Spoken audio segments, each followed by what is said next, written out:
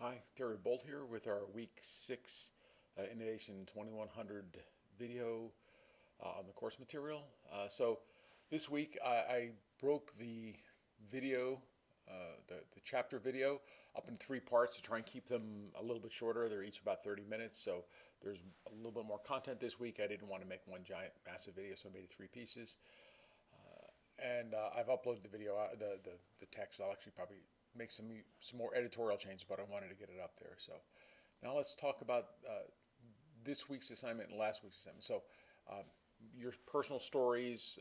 Most of you did a little bit what I expected in the sense that you had your stories were personal, but you didn't really define an audience. You told the story from your point of view, and it wasn't clear you thought about who's the audience. What are we trying to achieve with this? So all writing, you should be thinking about who's your audience. What's your objective? What are you trying to get? Some of you, definitely thought more about that than others, but I didn't take a lot of points off. I just wanted to sort of put it out and see when you were told to write a story, what did you do? Some of you thought much deeper. Many of your stories were not well structured. They were not. They didn't have a clear beginning, middle, and end. You didn't, have an objective. Maybe your objectives were like just to because I said it had to be something that had an impact, or just to show that it had an impact on you. So you told the story. The impact was sort of from that point of view. Some of you didn't even get that far, but that's okay because I wanted to sort of before we get to what I really think should be in a story and how do you structure them. I just wanted to sort of see where you were. So people who lost points were mostly because you didn't follow the instructions, which some of you seem to really have difficulties with. You didn't, for example, reflect on the reading, and you didn't relate your story back to the reading, where you try to sort of what made it impactful. That was actually an important part of the assignment. I wanted you to think about why did you think it had an impact, and for most people, that was generally about something about emotion, but there were a few others that came in, right? Emotional stories tend to be more impactful and have an impact on people, but that's not the only way to get there. But you lost points, it was probably because of one of those or because you were late. So this week's assignment, we're actually going to get into generating stories. So in the reading material there,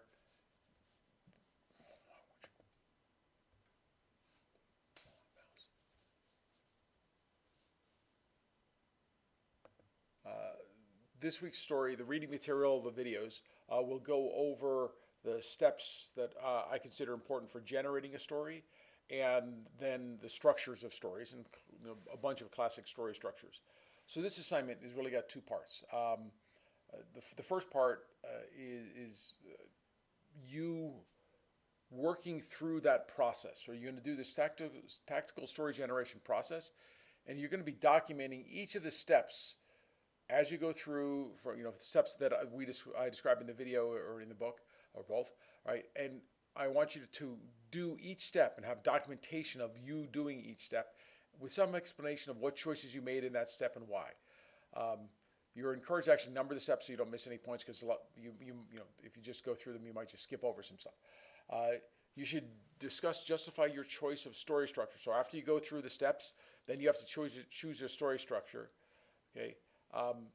And as you do that, you're going to choose one and say why. Based on this week's material, again, we want you to analyze your stories' persuasiveness and stickiness. And actually, I'll be moving that down. I want to, after you've done your first draft, you want to do that and then come back. So you're going to include both your first draft, which doesn't have to be good, and then your final story. A number of you, I didn't specify in your last assignment that you had to worry about spelling and grammar, and they're not the most important thing, but when you go to turn in a final assignment, they are.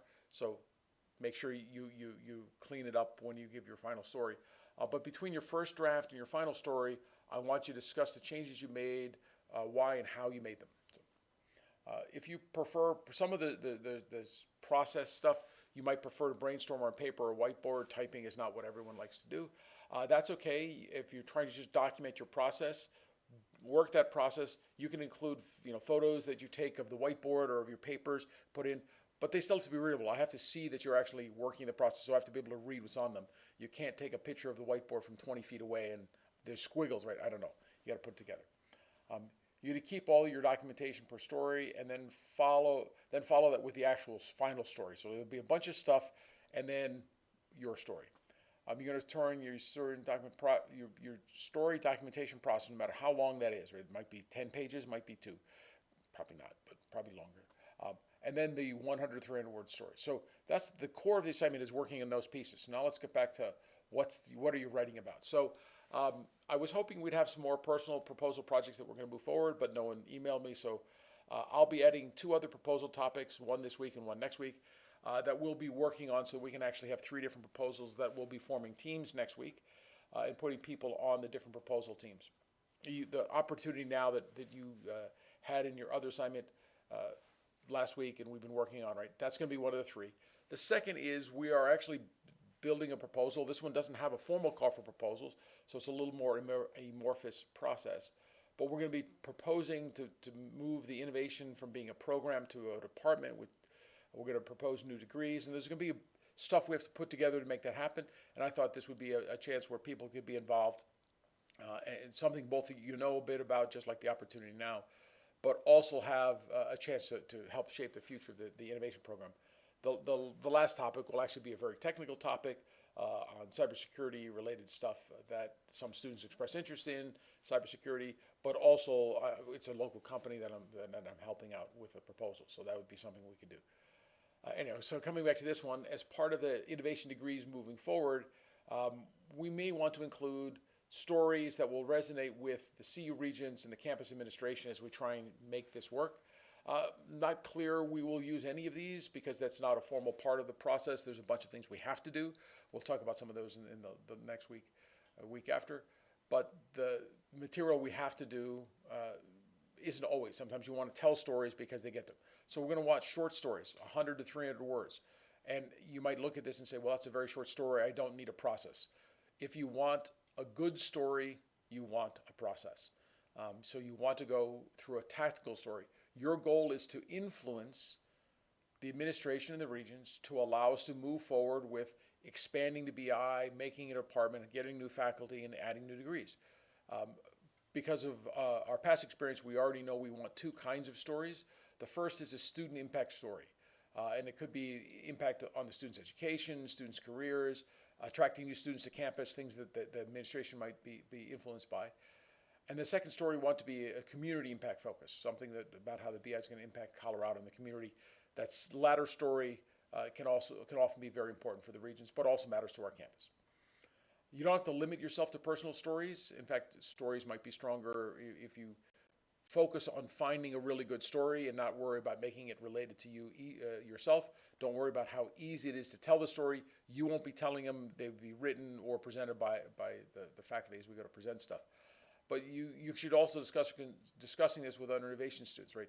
You don't have access to the audience to actually go do any direct feedback with them, but you can talk to other students and get feedback. We don't have formal teams yet, but they might help you make your story stronger. You're not going to present these stories, so they are not to be written in the first person. Write them as though somebody else, like me, would be delivering them, so you have to use names and pronouns appropriate for what would be happening if you're doing this. This is an individual assignment, so I expect everyone to be working on their own stories, but you're encouraged to get feedback from other students. So it's fine with me if you guys are talking about your stories, you want to get together and have a little brainstorming session about each of your stories to make them better. The whole point of this is to you to work on the tactical story generation process. How do we make the story good? How are we going to define the themes? What's our metaphors? What are our imagery? You're going to work through all of that, and then you're going to end up with hopefully a powerful but short story. And that's what your goal is for this week's assignment. Just a couple things looking forward.